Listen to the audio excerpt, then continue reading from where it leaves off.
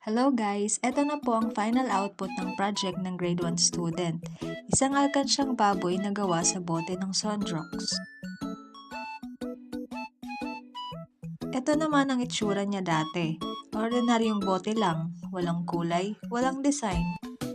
At heto na, napinturahan na siya ng pink. Next, ikabit na ang mga tenga.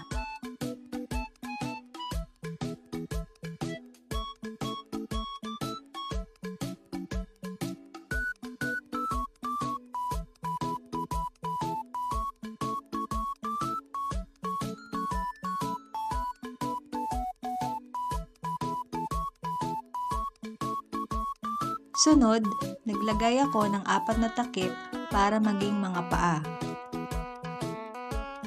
Ayan, napinturahan na rin ang mga tenga at paa. Mas gumanda na siya, mas buo na ang itsura. Parang taong natutong magmahal ulit kahit ilang beses nang nasaktan. Pagkatapos, nilagyan na ng mga mata at ginuhitan ng guide para sa bibig at tenga. Para alam ng alkansya kung saan siya titingin, hindi na sa maling tao, kundi sa future niya.